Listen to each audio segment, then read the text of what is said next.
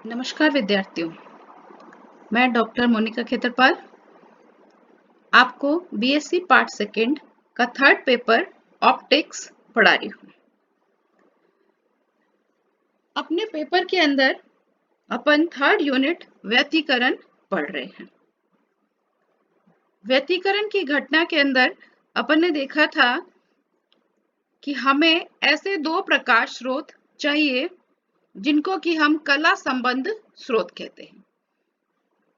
We need two coherent sources for the phenomena of interference.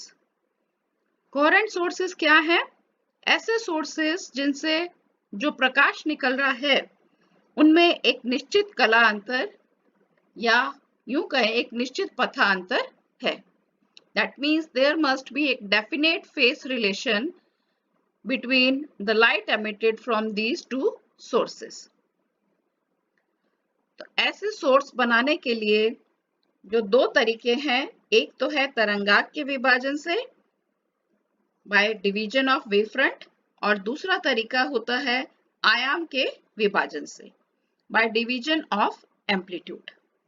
तो आज जो हम व्यतिकरण की घटना देखेंगे, इंटरफेरेंस इन थिन फिल्म्स, पतली फिल्मों में व्यतिकरण, इसके अंदर व्यतिकरण हो रहा है आयाम के विभाजन द्वारा। हमारे पास यहाँ पर एक प्रकाश का स्रोत S हम ले रहे हैं।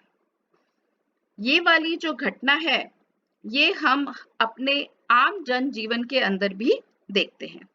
जैसे अगर हम पानी की सतह के ऊपर एक तेल की बूंद डाल दें तो वो हमें कलर दिखती है। इसी तरह अगर अपन साबुन का बुलबुला देखें और उसके ऊपर लाइट इंसिडेंट हो तो उसके अंदर भी जो ऊपर और निचली सतह है उससे आंशिक परावर्तन और पारगमन होता है, तो हमें ये साबुन का बुलबुला भी कलर्ड दिखाई देता है। इसको देखने के लिए यहाँ पर ये मैंने एक प्रकाश का स्रोत S माना है। मोनोक्रोमेटिक लाइट सोर्स हमने लिया है। अब इस लाइट सोर्स से लाइट एक थिन फिल्म जो कि समान मोटाई की है T के ऊपर आपतित हो रही है। मोटाई हमने मानी है T के बराबर। और ये जो हमने ट्रांसपेरेंट फिल्म मानी है इसका रिफ्रैक्टिव इंडेक्स अपवर्तनांक मान रही हूं म्यू के बराबर। अब ये प्रकाश किरण इस थिन फिल्म की ऊपर वाली सरफेस के ऊपर टकराती है। ये ऊपरी सतह है, यहाँ पर ये निचली सतह है। ऊपरी सतह पर जब ये टकराती है तो आपतन कोण एंगल ऑफ इंसिडेंस है I। यहाँ पर टकराने के बाद ऊपरी सतह पर जहां टकरा रही है उस बिंदु को मैं मान रही हूं P1। P1 पर जैसे ही ये टकराती है तो आयाम का विभाजन होता है, एम्पलीट्यूड का डिवीजन होता है। डिवीजन से क्या हो रहा है, इसका कुछ भाग तो हो रहा है परावर्तित P1 R1 दिशा में और कुछ भाग दूसरे माध्यम में जा रहा है, पारगमित हो रहा है, जिसको कि हमने P1 C1 के द्वारा दर्शाया है। रिफ्लेक्टेड लाइट तो है P1 R1 और ट्रांसमिटेड लाइट है P1 C1। अब यहाँ इस बिंदु C1 के ऊपर जो कि इस फिल्म की निचली सतह है, यहाँ पर भी दो भागों में बट जाएगी। कुछ भाग तो उसी माध्यम में जाएगा और कुछ भाग दूसरे माध्यम के अंदर पारगमित होगा। Some part will be reflected and the remaining part will be transmitted. तो जो रिफ्लेक्ट हो रहा है पार्ट उसको हमने यहाँ पर C1P2 द्वारा दर्शाया है। ट्रांसमिटेड रे है C1T1। अब P2 मेरे पास इस फिल्म की ऊपरी सरफेस के ऊपर है। यहाँ पर फिर वही पार्शियल रिफ्लेक्शन और ट्रांसमिशन होगा। तो मेरे पास इस बार बार बहुपरावर्तन से जो पारगमित किरणें और परावर्तित किरणें मिलेंगी। मेरे पास परावर्तित किरणें जो हैं, ये किरणें हैं P1R1, P2R2, P3R3। इसी तरह से आगे किरणें मुझे मिलेंगी। और पारगमित ट्रांसमिटेड रेज हैं C1T1, C2T2। तो ये जो परावर्तित किरणें मुझे मिल रही हैं, ये पैरेलल हैं, इनमें व्यतिकरण की घटना होगी, इंटरफेरेंस फिनोमिना होगा। अब ये किरणें एक ही स्रोत से मुझे मिली हैं, तो इसीलिए इनमें जो कला अंतर होगा वो निश्चित होगा। ये जो किरणें हैं P1R1, P2R2, ये कला संबंध, इनमें ये कला संबंध स्रोत की तरह काम करेंगी।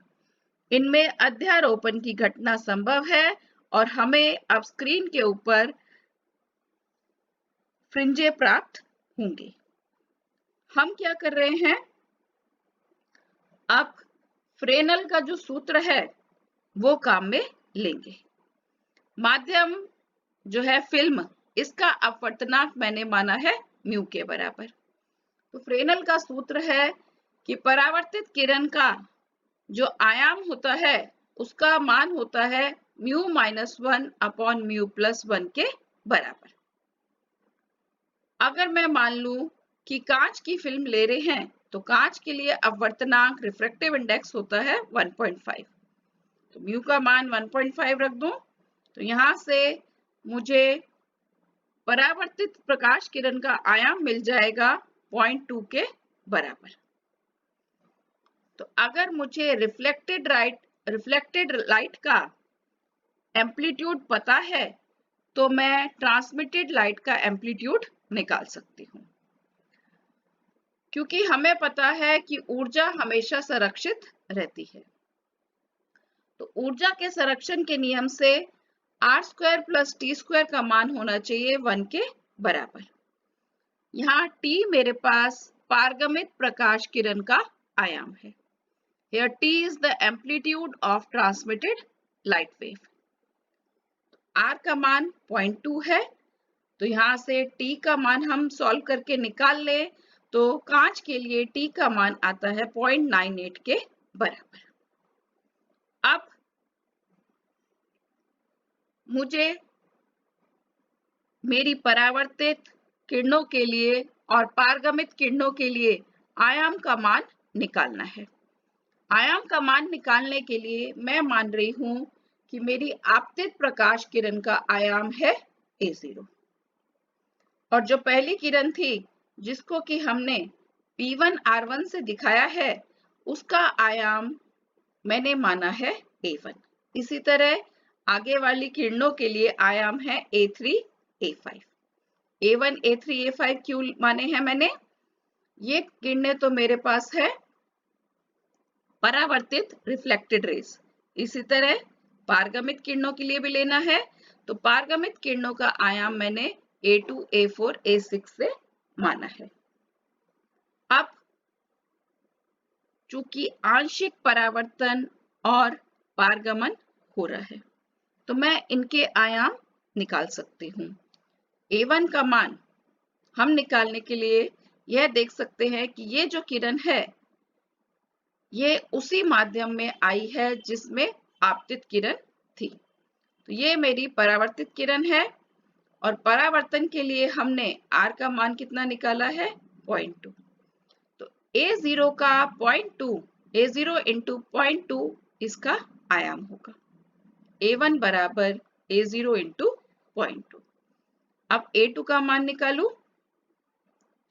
यहाँ पर किरण क्या हो रही है, दूसरे माध्यम में जा रही है, पारगमन हो रहा है।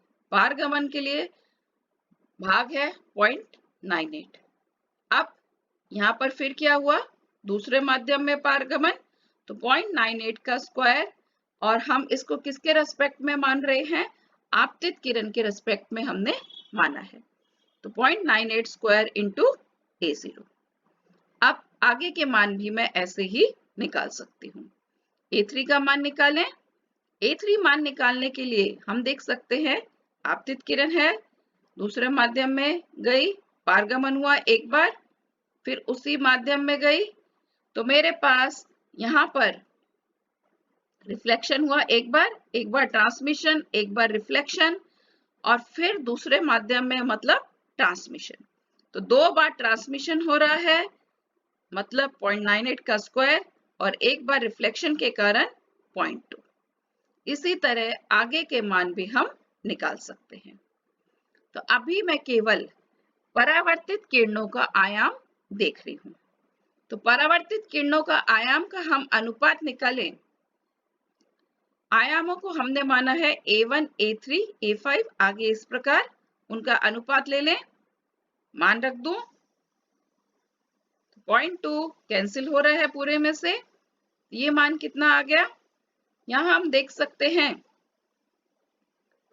ये जो दूसरी किरण है इसका आयाम भी कितना आएगा, लगभग 1 के बराबर, और बाकी वर्क करते जाएं तो ये मान लगातार कम होता जाएगा।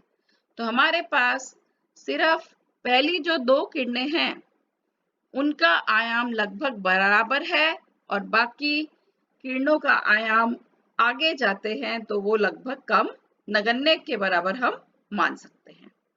इसी प्रकार पारगमित किरणों का देखें,